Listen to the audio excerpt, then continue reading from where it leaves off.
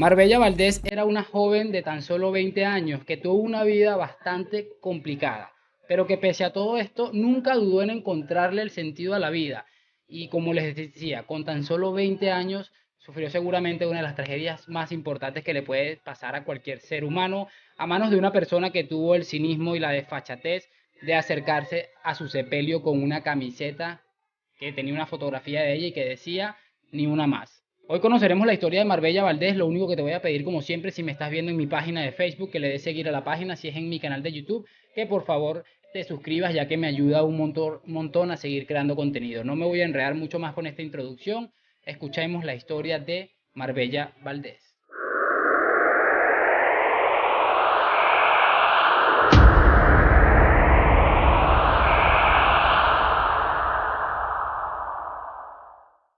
Te sacaba una sonrisa, ¿de dónde? No sé, pero ella te sacaba una sonrisa, entonces tenía una energía tan grande que al llegar ella al lugar era como que el ambiente cambiaba. Jairo Solano, que era un buen amigo de Marbella, cuenta cómo la Hoyo Oxisa y él compartieron durante muchísimos años, ya que ambos estuvieron en un orfanato en Tijuana. Obviamente estaban en orfanatos diferentes porque eran un niño y una niña, pero forjaron una amistad durante muchos años que ellos le llamaban hermandad de vida, hermanos que la vida les puso en el camino porque se encontraban siempre que iban a hacer campamentos y cosas y forjaron una amistad, al punto de que Jairo solo tiene palabras bonitas para Marbella, asegurando que siempre que ella llegaba a algún lugar o que intentaba hablar con alguien, transmitía una energía absolutamente positiva y contagiosa.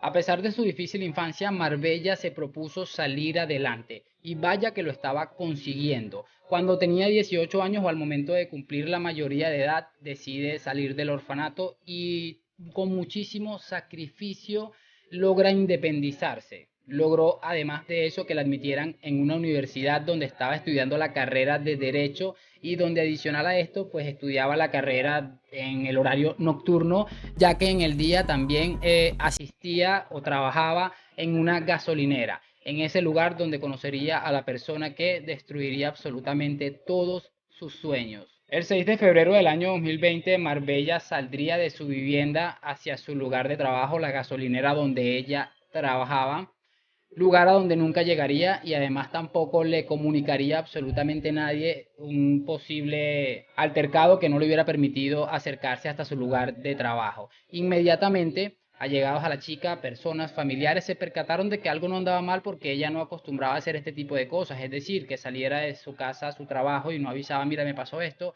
voy a hacer tal cosa, X, porque tampoco avisó a sus jefes, a sus supervisores, nada, no hubo ningún tipo de señalización y por ello se dieron cuenta de que algo andaba mal. Emprendieron una búsqueda que realmente tuvo pocos resultados hasta que un día, el sábado 8 de febrero, y ellos ya se disponían a colocar carteles o pequeños afiches para intentar dar con el paradero de la chica. Ese mismo día reciben una fotografía a través de redes sociales, la recibe la sobrina de Marbella y le dice a Jairo, el amigo que escuchamos hace un momento, que no podía hacer. Él le preguntó qué era lo que no podía hacer y evidentemente era una fotografía del cuerpo de Marbella que fue hallado en un basurero clandestino, atada de pies, de manos y con unos evidentes signos de violación.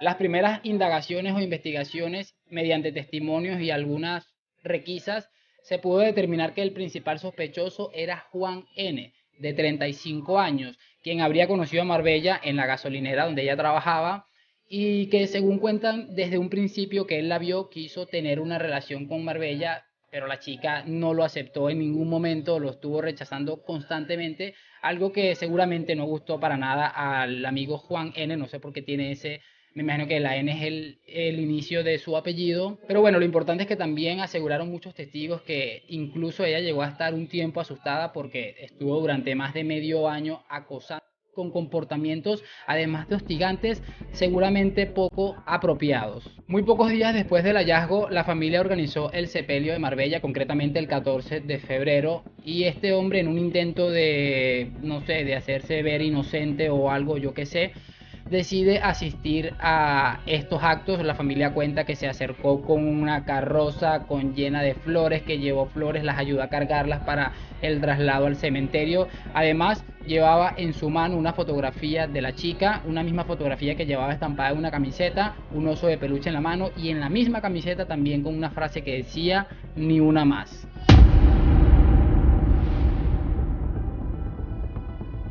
Acercarse, verla en el velorio, estarla viendo, llevarle flores, llevar una foto de ella, o sea, es no tener vergüenza, no tener escrúpulos, no tener vergüenza, no tener nada. Sus familiares, como pudimos haber escuchado ya, rechazaron completamente este comportamiento, ya que según ellos tenían la certeza de que este hombre estuvo involucrado con este hecho. Omar Martínez, fotógrafo de la agencia Cuarto Oscuro, inmortalizaba todas estas imágenes que les he estado mencionando durante el sepelio de Marbella. Y pese al desacuerdo de la asistencia de este caballero en dicho acto fúnebre, las autoridades alegaron que era mejor que estuviera ahí para tratar de desviar un poco la atención, ya que ellos ya habían encontrado parte de su ADN en el cuerpo de Marbella, parte del ADN de Juan N., y que era una buena oportunidad para que él pensara que la investigación iba por otro lado y por supuesto no se diera a la huida mientras pudieran ejecutar lo que era una orden de captura. También se pudo apreciar algunos rasgos de rasguños, unos rasgos de violencia en el cuello de Juan N. durante el sepelio, y obviamente en las uñas de Marbella también se encontraron rastros de ADN que pertenecían a Juan N. Finalmente, tras todas las pruebas encontradas, Juan N. fue arrestado y fue acusado de abuso sexual y feminicidio. Por supuesto, la fiscalía, a través de muchas cosas, descubrió que este hombre no solamente había acabado con ella, sino que también estuvo un hostigamiento durante casi un año, que habría hackeado sus redes sociales, que le habría puesto un geolocalizador al vehículo de la chica, tratando de controlar absolutamente cualquier movimiento que ella diera, y que en un lugar donde él pudiera estar siempre coincidieran. Para ¿con qué razón? Pues me imagino para que lo viera o no sé qué, pero era lo que se estaba arrojando las investigaciones de la fiscalía. Según la fiscalía, también Juan N. Secuestró a Marbella para llevarla a su domicilio y allí usó de ella.